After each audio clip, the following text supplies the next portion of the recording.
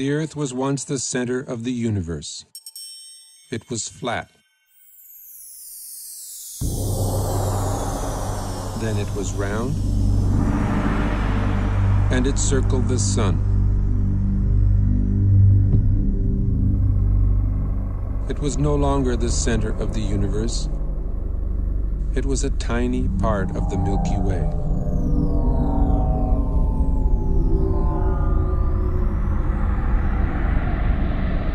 The Milky Way was the only galaxy, except it wasn't. It was only one of billions of galaxies floating in space without end.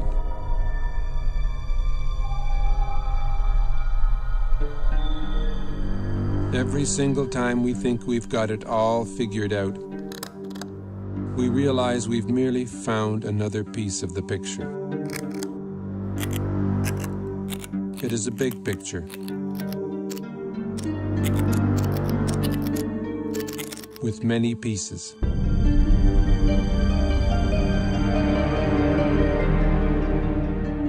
Sir Isaac Newton was the first to state the law of gravity. Eventually, everybody agreed that gravity alone formed galaxies and stars and planets, and that gravity alone holds the universe together.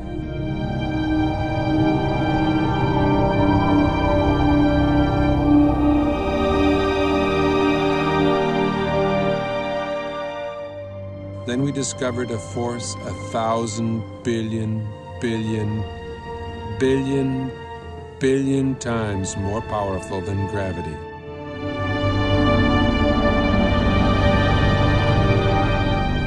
Until recently, we believed that the space between the stars and planets was empty, a vacuum. We now know it is teeming with charged particles.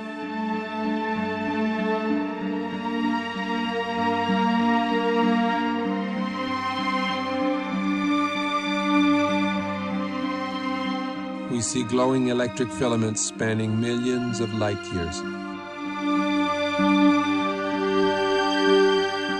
We see stellar and galactic formations shaped by magnetic fields.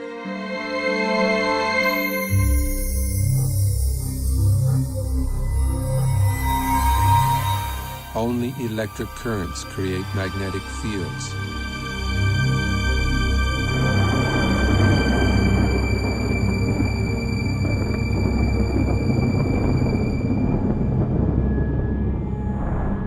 It is possible that the predominant force in the universe is not gravity, but something else.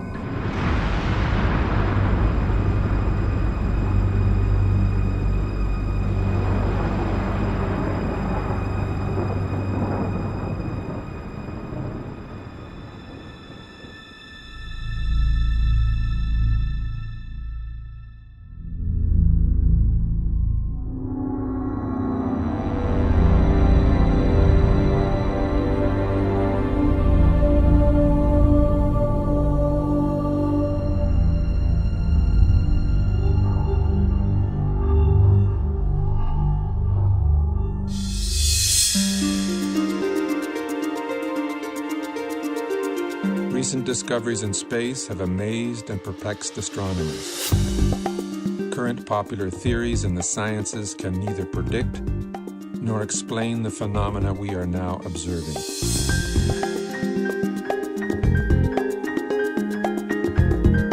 A new theory is being proposed. A theory which can both predict and explain the data coming back from deep space. Its implications are profound and affect all the scientific disciplines. It is in fact a synthesis of the disciplines. A synthesis which has already led to discoveries that link modern astronomy, leading-edge plasma physics, and ancient mythology.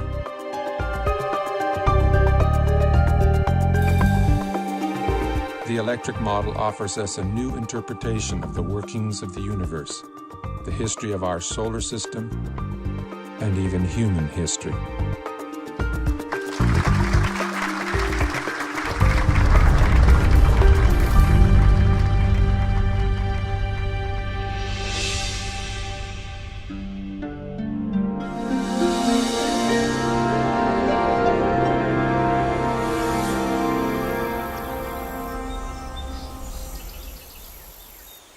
The rise of science was a triumph over mythology, over magic and superstition.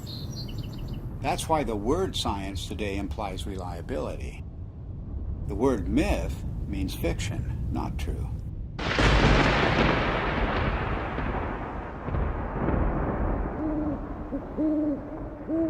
And it turns out that the key to understanding the myths is the same key that is now helping us to understand objects in deep space, to understand the workings of the physical universe. That key is electricity. It was 33 years ago that I first began to wonder about these preposterous stories told around the world, what we call world mythology. What was it that provoked this incredible outpouring of human imagination just a few thousand years ago, just before the birth of the first civilizations? I came to a radical conclusion that the myths arose from extraordinary natural events. Our early ancestors witnessed things in the sky that are not seen today.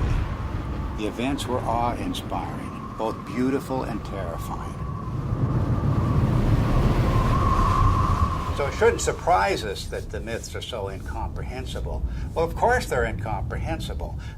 The celestial references are no longer present. It was in 1994 that I was invited to come to the US to attend a conference which was dealing with the possibility that the ancient sky, as witnessed by our earliest forebears, was different to the one we see today. I'd been interested in this kind of idea because it could only be explained in terms of electromagnetic influences within the solar system. So it came as a bit of a shock and a surprise to see David Talbot showing slides at one of the sessions at the conference, which I recognized immediately as being similar to those of electric discharges in the laboratory.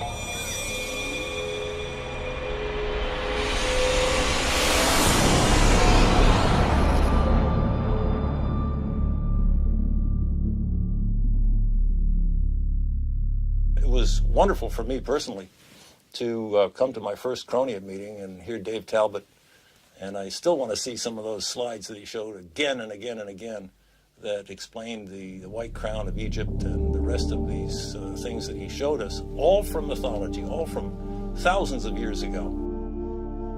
These things clearly were seen by civilizations that never talked to each other from the far corners of the earth.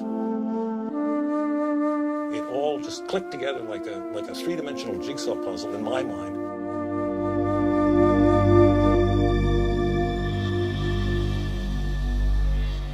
A breakthrough for me came when I realized that many different cultures spread around the world use different words, different symbols, different myths to describe precisely the same formations in the sky. The Ouroboros, or celestial serpent biting its tail, for example, occurs on every habitable continent, but it has no ties to the world we now observe. Like all of the archetypes, it is part of an alien sky. A cosmic column rising to the center of the sky, holding aloft the wheel of heaven. And much more than a wheel, because this was the revolving cosmic temple, the city of the gods, the kingdom of heaven, always resting on the cosmic column. Then there's the image of the four rivers or pathways radiating from the center of the sky out to the boundary, the rim of the wheel. The simplest forms lead you invariably to the full story of world mythology. The hero's journey unfolds as the story of the wheel's axle. The mother goddess finds her identity in the star at the summit, the hub and spokes of the wheel.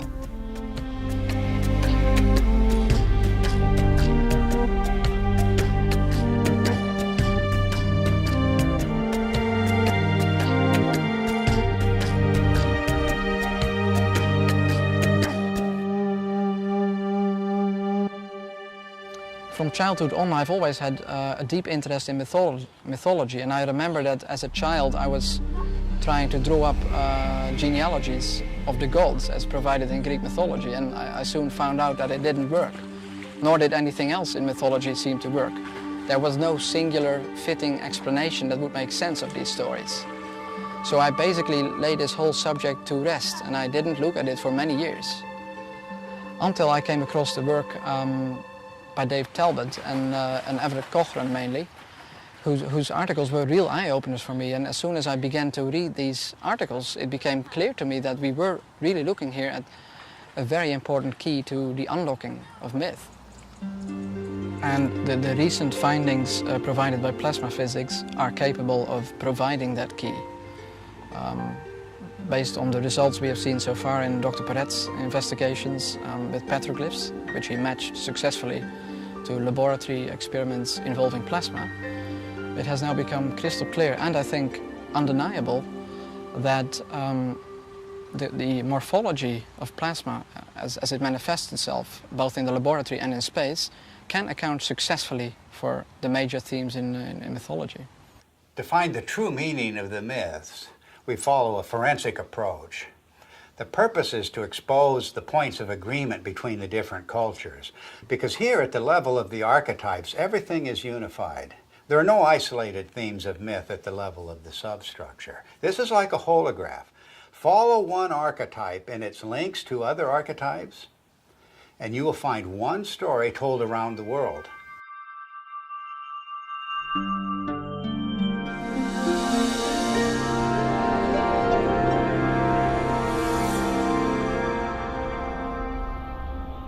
Throughout almost all of history, we have regarded the states of matter as being solid, liquid or gas. But in the last century or so, we have found that there is a form of matter where the charged particles within atoms are separated to some degree or another, and that is known as a plasma. It is the fundamental state of matter. It was not until the second half of the 20th century that we came to realize the role of plasma in the universe. And this has changed the picture of space completely. Not long ago, we thought of the physical universe as being constituted fundamentally of nothing more than atoms and empty space. But a plasma includes at least a percentage of charged particles, protons and electrons, that are not bound to any atomic structure. And plasma is an excellent conductor. Electrons will move efficiently in the direction of charge equalization, and that's an electric current, of course. Now, the reason why we see magnetic fields everywhere we look in space is because electric currents produce magnetic fields, and only electric currents produce magnetic fields. But astronomers working only with gravitational equations did not anticipate the discovery of pervasive magnetic fields in deep space.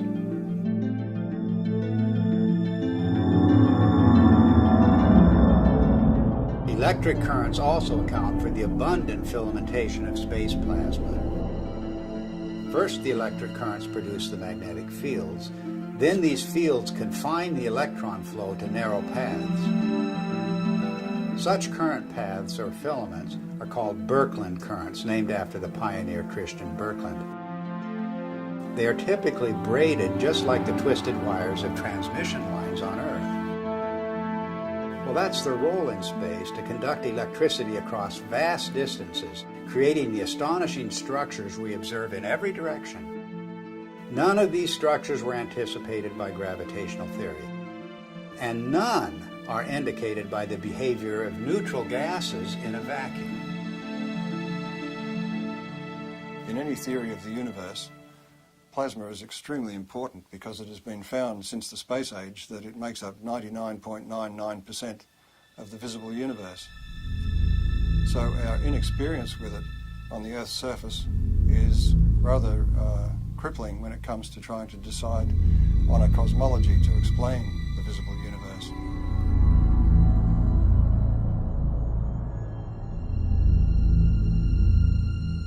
Now, plasma behaves rather oddly compared to normal matter, the matter we find, the solids, liquids and gases on Earth.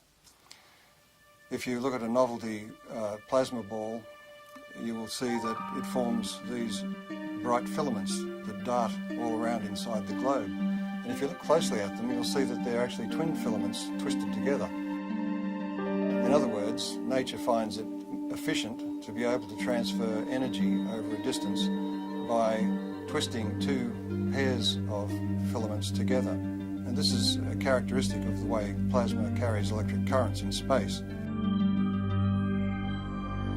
And one of the puzzles that has faced astronomers since the space age is the discovery of filamentary structures in galaxies, around stars, even the cometary tails of planets and comets themselves.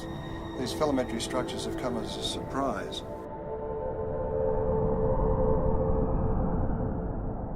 We now have plasma physicists who are doing important experiments in laboratories around the world, and one of the virtues of plasma experiments is that they can be scaled over an enormous number of magnitudes. In other words, a discharge phenomenon that may be seen in the laboratory that occupies only a few centimetres can be scaled up to the size of a galaxy, and you will see the same structures.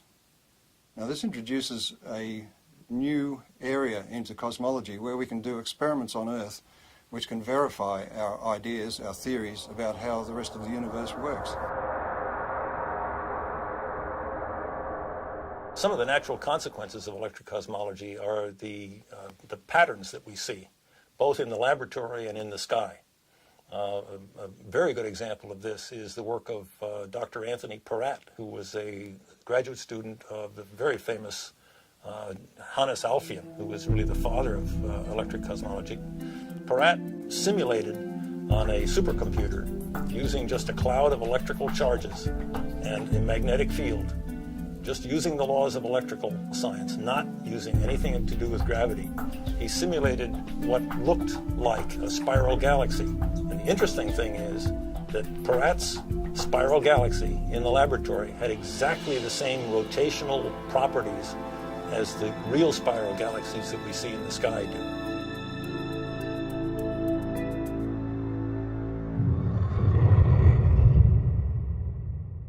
Plasma was named by Irving Langmuir because of its lifelike qualities. In other words, the similarity to blood plasma gave rise to the term plasma now used in the sciences. Well, this has incredible meaning for us because of the nature of the metamorphosing. The God who is now an eagle, now a serpent or dragon, now a leonine figure with long flowing hair. These figures take on a whole new meaning when we can interpret them with the benefit of plasma science.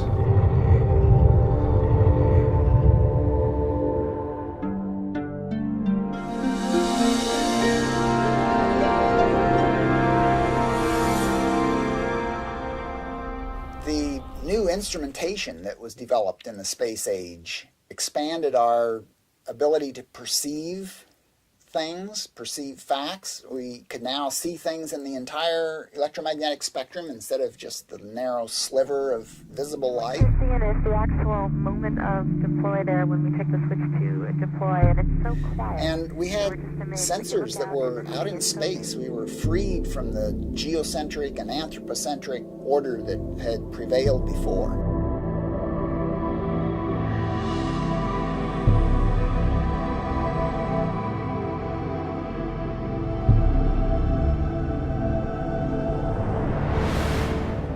We've got a whole new universe, and the theoreticians are still trying to look at it through, a friend of mine says they're peering through the wrong end of the telescope and telling us what they imagine they see.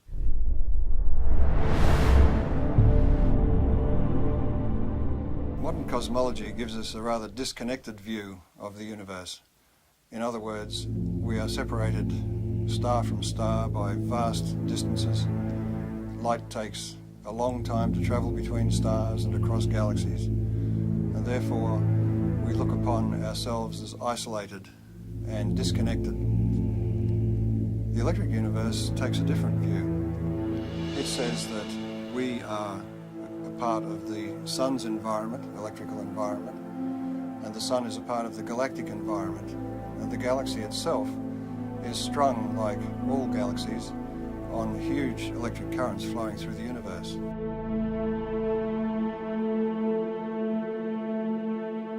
One of the typical questions that plasma cosmologists hear all the time is, how do you know what's out there in space? How do you know there's electricity out there in space? Is there energy out there in space? Why should we consider anything more than gravity? And the answer is that through the years, we've used optical telescopes, but recently we have what are called radio telescopes, and we've broadened the spectrum that we can look at the sky with. And those radio telescopes can measure electric currents and magnetic fields, and we can determine from those measurements the strength of the electric currents, the strength of the forces involved, and the amount of energy that's stored out there in space.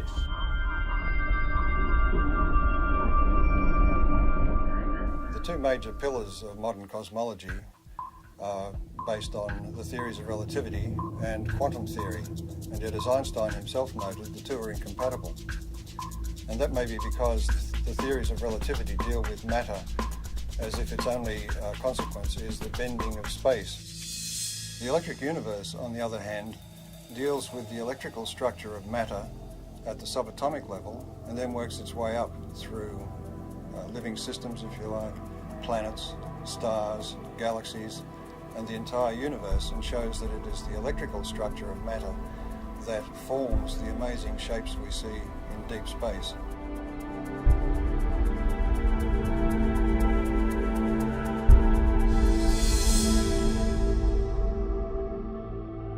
We can demonstrate the existence of these currents flowing between galaxies and between stars by the presence of the magnetic fields they generate. Magnetic fields are threaded through space at all dimensions, within the solar system, on the surface of the sun, between stars, and within galaxies, and even between galaxies. Now, a magnetic field can only be generated by electric currents. So in other words, to continue that magnetic field for any length of time requires that there be electrical power input into those magnetic fields. And that raises the whole question of where does this power come from?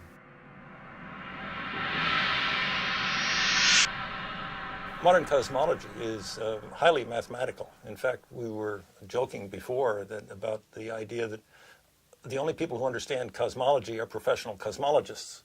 The basis of cosmology, really, if you hunt for it, lies in Einsteinian relativistic mechanics. And when Einstein promulgated his ideas, he totally and completely ignored anything electrical. And so the modern cosmology, with all of its ideas of omega and expanding universe and inflation theory and the Big Bang and all the rest of it, are predicated on a foundation which ignores almost half of man's knowledge about the way the universe works, which is electricity. It may sound like I'm dismissing Einstein and his theories of relativity out of hand, but we have to give Einstein credit for his integrity in pointing out that his theory did not meet his requirements, and that is that his theory had to be tied back to some form of reality. And there is no explanation as to why matter should curve space to give the effect of gravity. He felt that quantum theory, being a probabilistic theory, divorced cause and effect. And this is one of the things you cannot do in physics, is divorce cause and effect. Otherwise, you might as well give up and get a real job. But this is a puzzle that dogged Einstein through his later years, to the point that his followers tended to go off and use his geometrical explanations to conjure up things like black holes and neutron stars and so on, and the expansion of the universe and the Big Bang, without referring back to Einstein, who, with great integrity, said he wasn't satisfied with his explanation.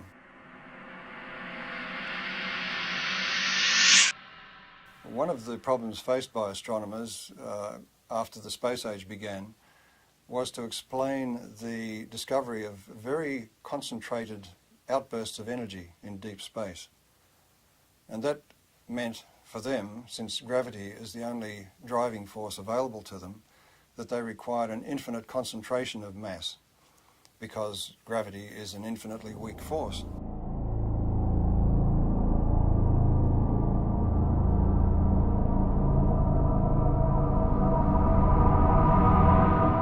The black hole, as Wheeler originally visualized it, sucked everything, including light, in, and so therefore it was invisible. So he could postulate its existence, and we couldn't see it. And because we couldn't see it, we couldn't prove that it wasn't there. Later on, in order to explain these fantastic emissions of energy from galaxies, it was proposed, and I believe it was Stephen Hawking who did it, that there were various types of black holes, some of which actually then spat matter back out again in jets. Because, why? Because we had observed jets. In the electrical model, it's quite simple. If you think about it, the power that's expressed in your own home, in the heaters and the electric motors and the lighting and so on, is actually generated at a vast distance away from your house. In deep space, the same thing is true. The energy which we see concentrated in these events which are attributed to black holes and so on can more easily be explained as the confluence of electric energy from different parts of the same galaxy or even from other parts of the universe. And it is this explosive release of energy which forms the vast jets that we see lit up and exploding from the centers of active galaxies. We also have observed double radio sources either side of galaxies. And that event was predicted by Hannes Alfvén, the founding father of modern electrical cosmology, and is still to this day unexplained by standard cosmology. One of the most interesting phenomena in the sky is the so-called pulsar. A pulsar is an object that is observed to put out pulses, both of light and radio activity, RF, in the RF spectrum, and those pulses are extremely rapid. They are something like milliseconds apart, so it's like a extremely fast strobe light. And thinking of a strobe light, astronomers immediately leapt to the lighthouse kind of analogy, something that must be spinning around, the beam is going around, and it's going around so quickly that this thing goes flash, flash, flash. Well, once the repetition rate of the pulsars was observed to get up to in the millisecond range, that meant that this star that was putting out this beam of radiation would have had to be rotating at 300 times a second. And 300 times a second, we're talking about the speed of a dentist drill. So the astronomers decided, well, normal stars couldn't possibly rotate at that speed. And so they postulated the existence of what they called a neutron star. A neutron star is a star that is so dense that it holds together so well that it can indeed rotate at the speed of a dentist's drill. Well, the problem is that in nuclear chemistry, we know that you can't pack neutrons together that densely. They will all fly apart instantaneously. There's a principle called the island of stability in nuclear chemistry that absolutely prevents that. So here again we have the standard astronomers or astrophysicists going directly against another well-developed science. In the electrical model, however, there's a very simple explanation for pulsars. Everybody is familiar with the idea that the pulses can travel back and forth on electrical transmission lines. Such uncontrolled pulses, for example, were responsible for the famous Northeast blackouts. A similar effect can occur between two binary stars connected by a plasma. The two binary stars act like capacitors that store charge. And if you reduce that in size to something you can produce in the laboratory, you can produce it in the laboratory, and it's called a relaxation oscillator. And electrical engineers use it and have used it for decades. The idea of producing pulses every few milliseconds is a sophomore level experiment in an electrical engineering laboratory. It doesn't require neutronium, strange matter, or any other fictitious device. All it requires is two capacitors, a battery, and a nonlinear resistor. And we maintain that that's exactly what a binary pair of stars connected by a plasma field presents.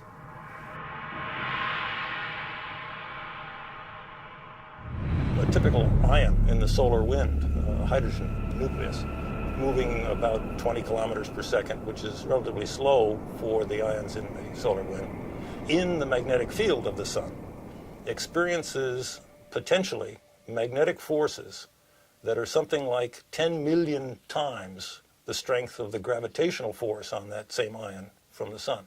An interesting demonstration that illustrates very readily the relative strength of magnetic force and gravitational force is the simple idea of a ball bearing sitting on a wooden table. The entire mass of the Earth is pulling downward on that little ball bearing, and that's what prevents it from flying out into space. But a child can come along with a little horseshoe magnet and click, pick that ball bearing up instantly.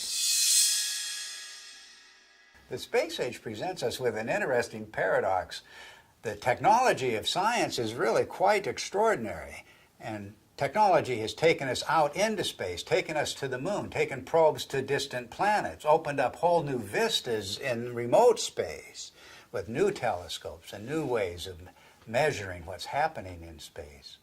But the picture of theoretical science is much different. And many decades ago, assumptions began to crystallize in the theoretical sciences, beginning at the top, the queen of the sciences, as we say, which is cosmology. These theoretical assumptions have constrained all of the other theoretical sciences. Cosmology deals with the big picture questions, the first questions. How did the universe begin? What is it made of? How will it end? And so many popular theoretical constructs, from the Big Bang to string theory to dark matter and black holes, the formation of stars, formation of galaxies, all have arisen from assumptions first postulated by cosmologists. At the same time, these assumptions have defined boundaries for other theoretical sciences, working down from astronomy and astrophysics to the space sciences, solar theory, even Earth history, even human history, have all been confined by these boundaries established by the queen of the sciences, cosmology.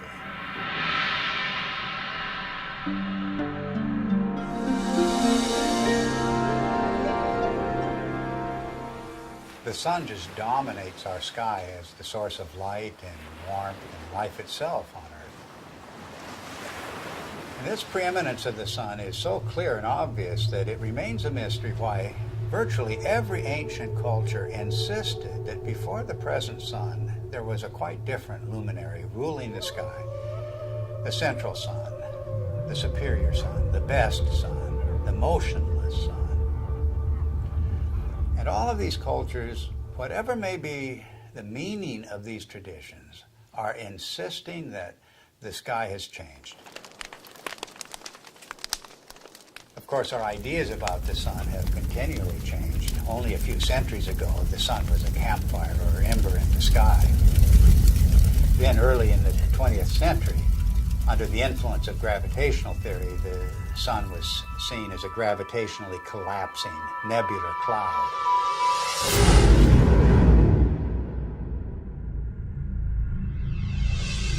In the atomic age, astronomers began to visualize the sun in terms of a nuclear furnace hidden at its core. But now we're in the age of plasma science, with discoveries of the electric currents in space. And it's inconceivable that these discoveries would not change the picture of the sun again. Plasma cosmologists have been able to demonstrate experimentally and also in the supercomputer that galaxies are an electrical phenomenon, which raises the question about stars, and in particular our own sun, which is the closest star to the Earth, of course. Any theory of the sun has to explain how it could continue to burn for billions of years and also explain its present size. based on its known mass. And of course, as soon as nuclear energy was discovered, it was grasped immediately as the energy source of the sun. But all of that assumes that the sun is disconnected and an isolated body, and that it must consume itself over its lifetime to provide the heat and light that we receive from it. But if the sun is connected to the rest of the galaxy in an electrical sense, it doesn't require to burn itself at all. And the energy that we receive is actually being received from the galaxy, and the sun is acting as a focus for that energy.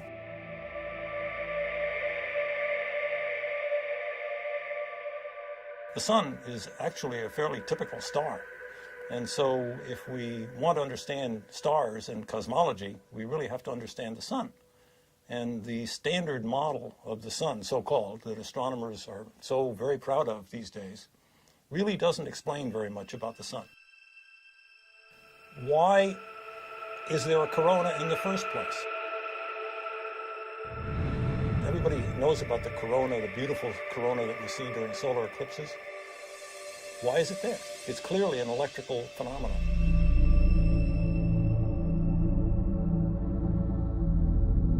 One of the greatest puzzles about the sun has been, with a surface temperature of 6,000 degrees, high above that surface we have temperatures of millions of degrees. And the question has been, how do we get the energy from the center of the sun somehow past that surface to heat the upper atmosphere of the sun to millions of degrees? In the electric model, you don't have that problem, because if the energy is arriving from outside the sun, the first place you expect to see that energy expressed is above the sun in its tenuous atmosphere. And that is the place where particle acceleration occurs, and the apparent temperature goes very high indeed, up into the millions of degrees.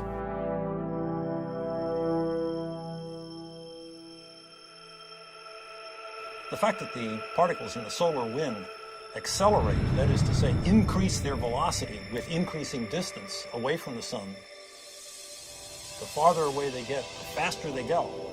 And the fact that those particles are indeed charged particles leads me, as an electrical engineer, to come to the immediate conclusion that this is an electrical process. In the solar model, think of the sun as being a positive anode, very high voltage body that obviously would emanate an electric field. And if you put a charged particle in an electric field, it will accelerate. That's the way we accelerate particles here on Earth. It's the way every physicist and electrodynamicist has ever increased the velocity of a charged particle, is put it in an electric field. One of the features we observe on the sun, which have no business being there, according to the standard model, are sunspots. The most significant thing about a sunspot is the fact that the center of the sunspot is dark. And if the sun is trying to radiate energy from its core into space, we should expect that it is bright. And if you think about that umbra, that darkest place in the center of sunspots, that's the place where we can see deepest into the sun.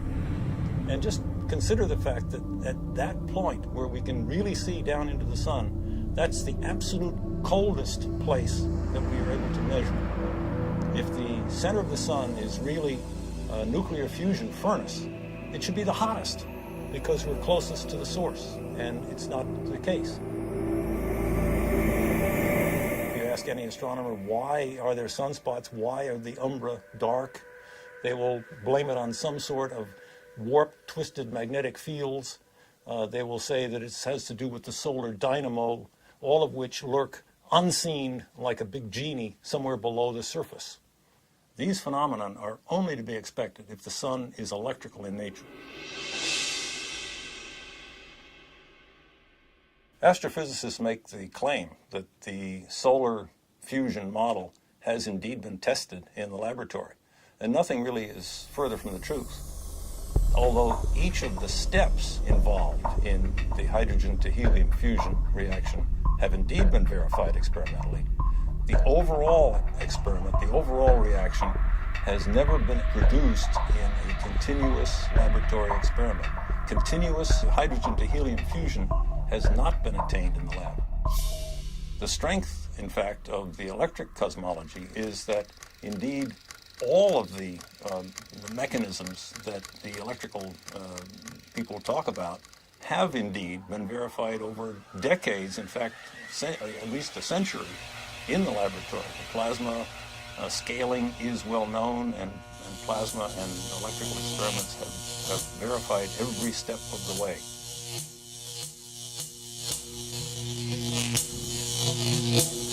There are any number of observations that have ad hoc present explanations, but really have no explanation in the standard model, and are natural consequences of the electrical model.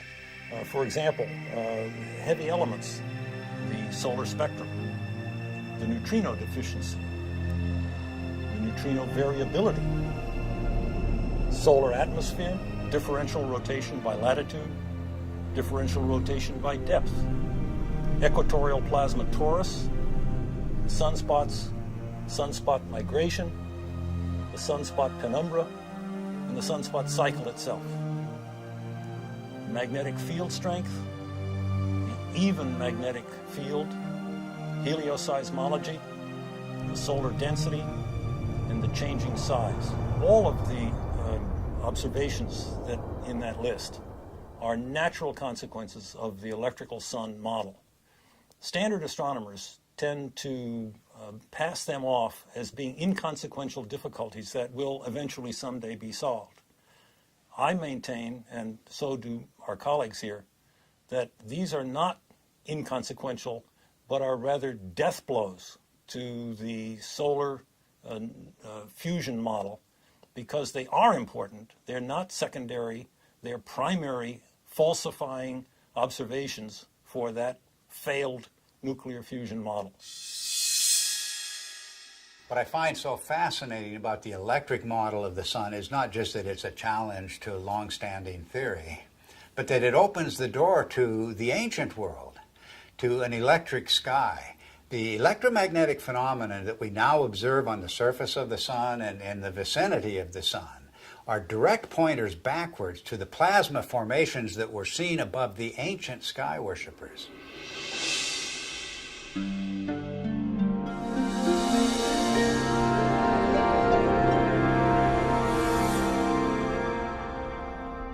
Electrical currents in space can either be invisible or they can be visible.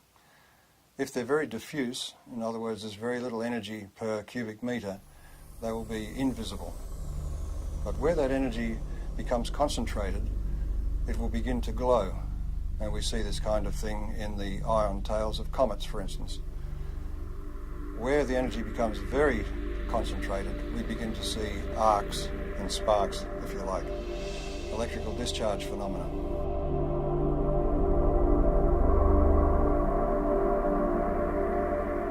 The standard theory of comets comes from the view that the solar system was formed from a rotating cloud of gas and dust, and that the planets, in some fashion as yet unexplained completely, formed from most of that gas and dust, but there were leftovers. And the leftovers are beyond sight, outside the solar system, in a hypothetical Oort cloud, as it's called. We have no observational evidence for such a cloud.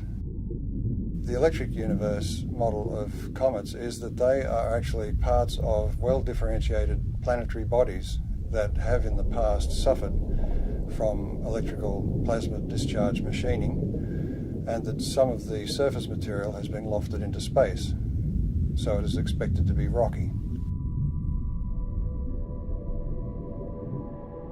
The second thing is that because comets trace a elongated orbit, both away from the sun and towards the sun, in that trajectory, its charge changes, its voltage changes. Since it spends most of its time in the outer solar system, the voltage that it has reflects the voltage in the outer solar system.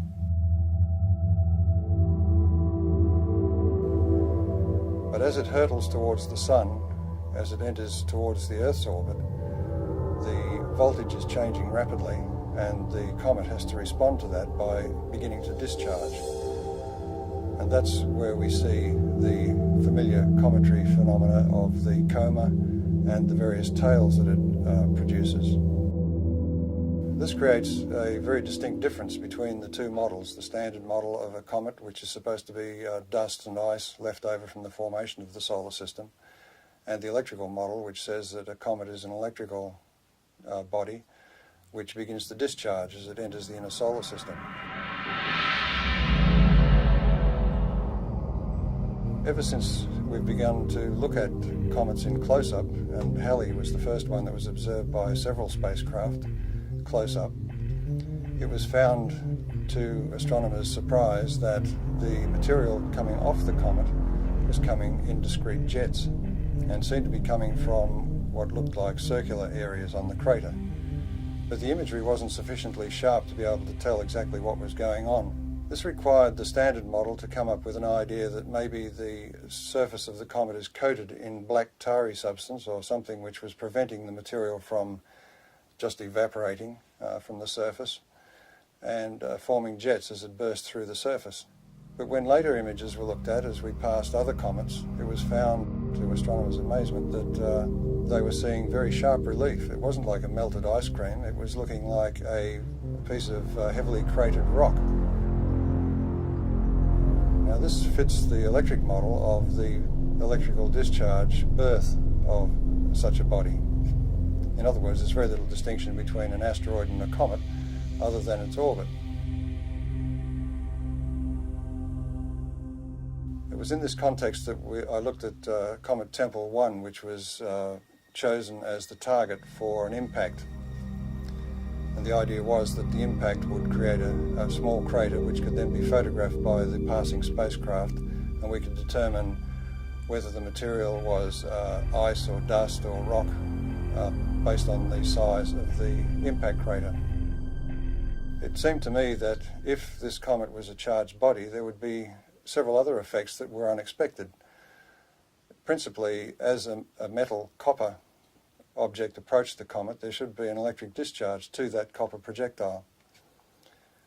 In other words, there would be an initial flash, and then there would be the impact itself. And the impact, I suggested, would be far more energetic than was expected, because it would tend to concentrate the electrical discharge in the area of the impact, and also it may change the nature of the jets nearby. So it was with great interest I awaited the results of the impact and watched it on television. Before the impact, the astronomers in the assembled control room were worried that they wouldn't see anything, that the impact would result in a very small puff of dust, and that would be the end of it. So when the impact occurred, they were surprised by two things. One was that there was an initial flash, followed by the main impact, which was so energetic that some of the sensors were almost swamped, and the passing spacecraft was unable to achieve its primary aim, which was to photograph the crater.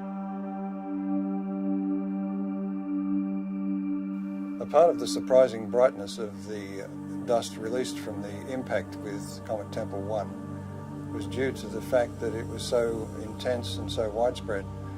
And one of the initial findings was that it seems to be very finely divided dust. Now this is the same thing that was found at Comet Halley, and it was a surprise then, so it's rather surprising that they are surprised once more. The point is that an electrical discharge on the surface will release material, dusty material, very finely divided. It's a technique that's used in sputtering of metals onto, for instance, astronomical mirrors. So this production of very fine dust is to be expected in the electrical model. But in the standard model, you are asking ices to evaporate or to sublimate, and in doing so to drive off pre-existing dust grains. So there's no way that the dust can be finely divided. It will be in its pristine state. So the production of this great cloud of very fine dust is rather inexplicable in the standard model. The electrical model of comets was driven for several people by Velikovsky's challenge that the solar system had electromagnetic forces to be taken into account. And one of the early pioneers in addressing this issue of are comets an electrical phenomenon was Ralph Jurgens. When he proposed the electrical model of the sun, it implied that all bodies in the solar system must have, to some degree, a cometary appearance or a cometary effect associated with them.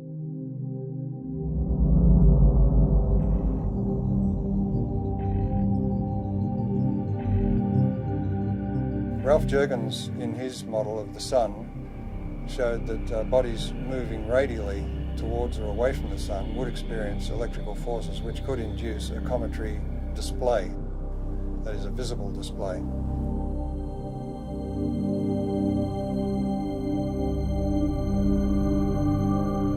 Also working in later years with Ralph Jurgens was Dr. Earl Milton, and he made some predictions and statements about the impact of Comet Shoemaker-Levy 9 fragments with Jupiter.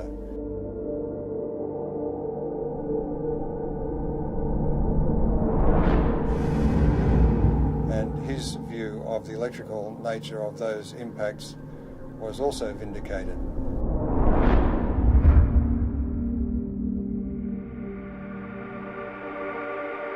In the electrical model of the solar system, anybody moving away from or towards the sun at any great rate, for example like a comet, will experience electrical effects which result in a cometary appearance, and that could apply to a planet. Now Velikovsky, in his research, found that Venus was described as a stupendous comet at some point in ancient times.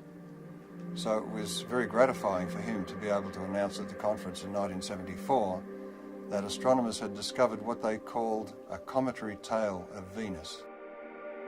Some years later, it was announced that it was discovered that stringy things were coming from Venus. And of course, this was confirmation to the electrical model because plasma currents flow in strings. This discovery of a cometary aspect of Venus raises the issue of the intense heat we find on Venus. That intense heat is not well explained at all by any idea that the planet is somehow a twin of the Earth's. It raises the distinct possibility that Venus has had a far more dynamic history than we've been taught.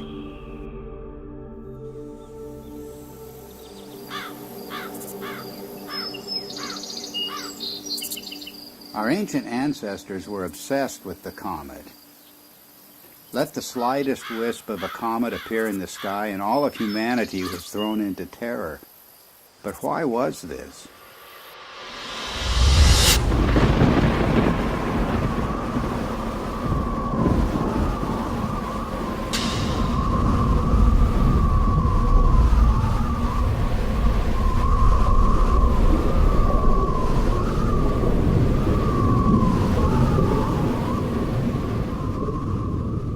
It was cosmic catastrophe that inspired the ancient words and phrases for the comet. The comet was the torch of the sky, the sword hanging over the world, the spiraling serpent or dragon, the spiraling sidelock or ribbon. The angry or lamenting goddess soaring across the sky, her hair disordered and blowing in the wind. Anyone exploring the roots of the ancient comet fears is going to run into the work of Immanuel Velikovsky, the controversial theorist who suggested that, well, there's a reason for the fears of comets around the world. We experienced this horrific cometary catastrophe. The world was devastated by a comet just a few thousand years ago. And Velikovsky went further. He said that not that long ago, planets appeared in the sky with comet-like attributes. In particular, he named the planet Venus as the great comet of antiquity. Both Walt Thornhill and I disagreed with many components of Velikovsky's reconstruction, but we also felt that Velikovsky had nailed certain principles that can help us to understand the early cultures. In particular, Velikovsky was correct in naming the planet Venus as the Great Comet. And the cometary language of Venus goes far beyond anything that Velikovsky himself published. In every corner of the world, the language of the comet and the language of Venus are identical. Venus as serpent or dragon. Venus as torch of the sky. Venus as long-haired star. Venus as bearded star.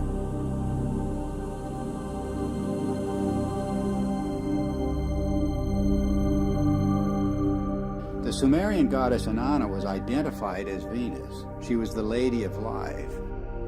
But in her terrible aspect, she became a dragon-like flame in the sky.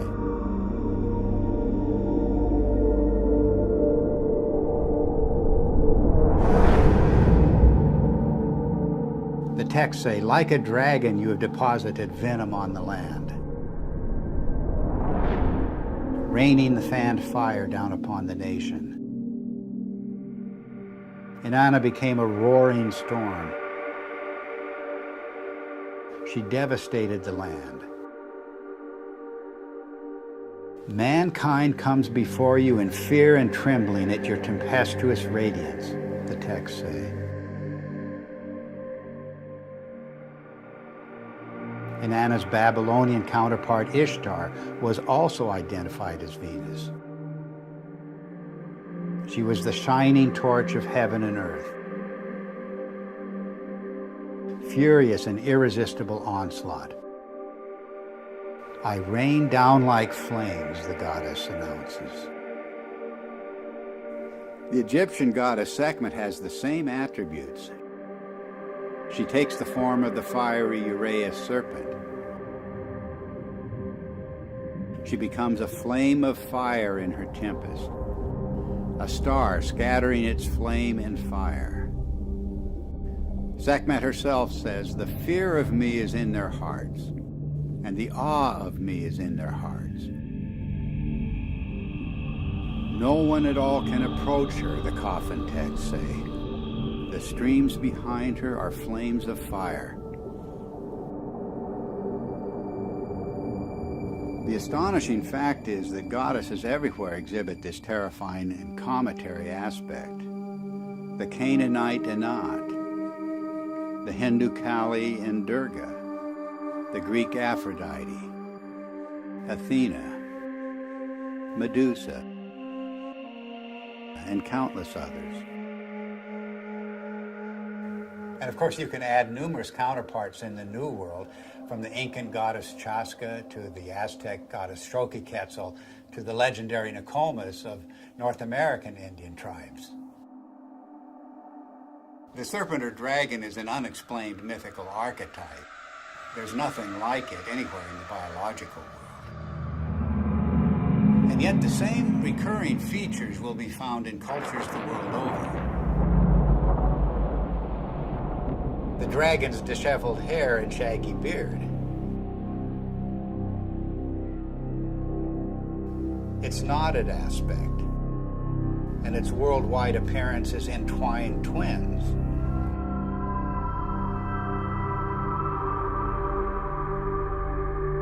Its fiery or lightning-like emanations, and its effusive feathers.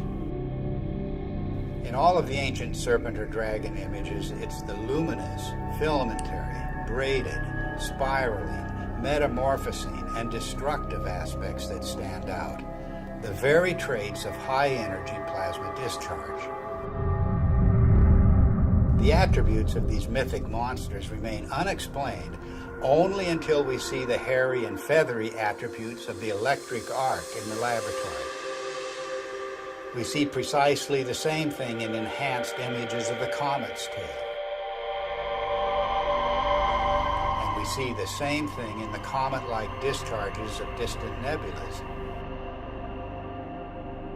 Gases in a vacuum don't behave this way, but electrified plasma does.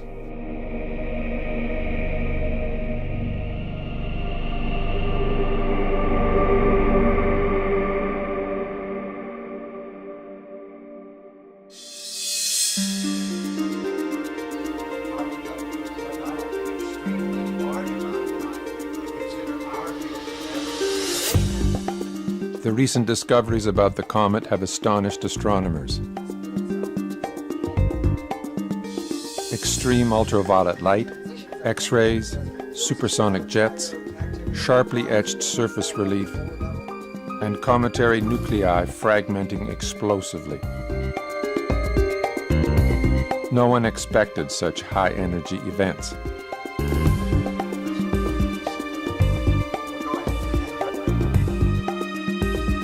The electric model proposes that the comet is a charged object moving through an electric field. This would explain these phenomena. But what is creating the electric field? Suddenly, everything changes. And we are talking about an electric sun, electric stars, an electric cosmology, and a whole new way of looking at how the universe works.